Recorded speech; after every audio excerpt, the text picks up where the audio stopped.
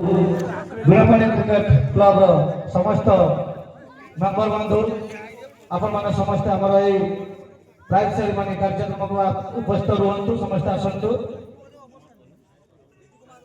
हमर सीनियर भाई सुशांत जेना को अनुरोध करी आपण जोड़ी थांतु यथा शीघ्र हमर ए कमिटी निकट में आसी उपस्थित होंतु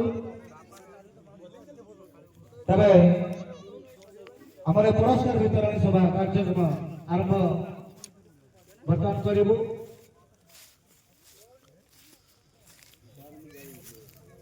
मु आम दल उपस्थित थिबा हमर राधाकृष्ण भाई को ए सभार सभापति भाव में मनोनीत करुछि।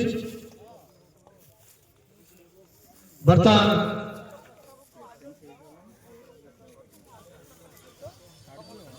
उक्त प्रस्तावटी को आंतरिक समर्थन करुछि। धन्यवाद दिलीप भाई एवं आम पाखे उपस्थित अच्छा आमर पूज्य गुरुजी हरकृष्ण सार को आमको स्वागत एवं अशेष धन्यवाद ताको मु देखुची प्रायतः सार आसती खेल उपभोग करती देखती धन्यवाद सार को ये परिणत वयस सी आसिक ये खेल उपभोग कर देखते एवं ये अनुष्ठान तथा खेलाड़ी मानक से उत्साहित कर सार को धन्यवाद एवं उपस्थित अच्छा ए ग्रामर जड़े मान्यगण्य व्यक्ति वयोज्येष्ठ व्यक्ति विष्णुपद बेहरा महाशय स्वागत करुछु एवं उपस्थित अच्छा कमरगढ़ ग्रामर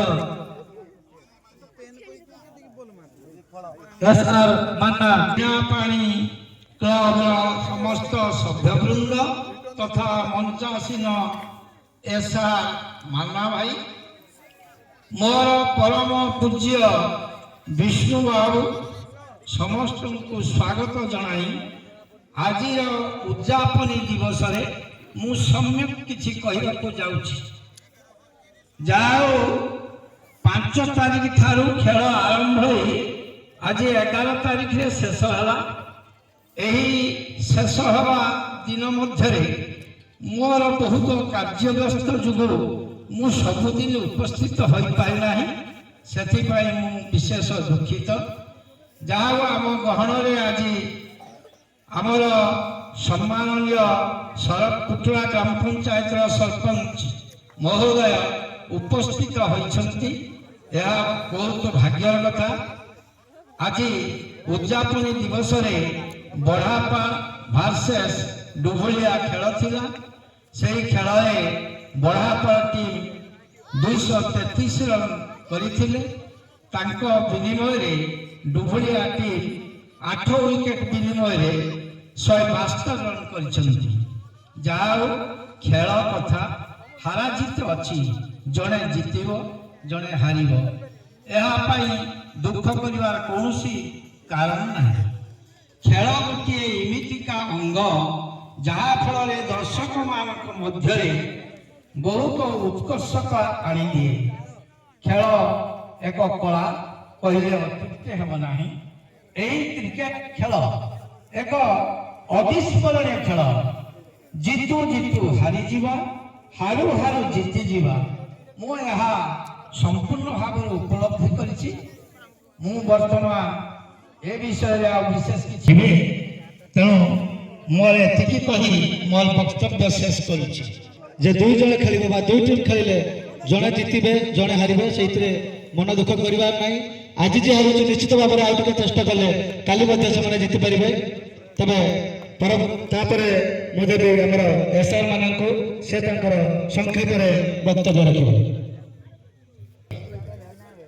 आमे समस्ते आज बीणापाणी क्रिकेट क्लब आनुकूल्य जो 5 तारिख रु 11 तारिख 7 दिन धरी जो ये टूर्नामेंट चलला तापाई आमे समस्त एटी उपस्थित हेलु।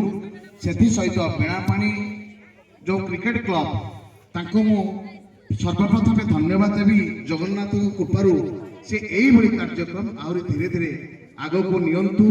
किंतु जहाँ भी किसी कहबी प्रथमे मंचासीन मोर गुरुजी गुरुजन जो पंडा सार हरिकृष्ण सार अच्छा तत्सहित आमर जो बेहरा विष्णुपद ବେହେରା କକା ଅଛନ୍ତି, ତା ସହିତ ମୋର ସାନ ଭାଇ ଏସ୍ଆର୍ ମାମା, ତା ସହିତ କମିଟିର ସମସ୍ତ ସଦସ୍ୟବୃନ୍ଦ ସମସ୍ତଙ୍କୁ ଆଜିର ଏ ଶୀତୁଆ ସନ୍ଧ୍ୟା ପରିବେଶରେ ସମସ୍ତଙ୍କୁ ଜୟ ଜଗନ୍ନାଥ କରି ଦି ପଦ ବକ୍ତବ୍ୟ ରଖିବି।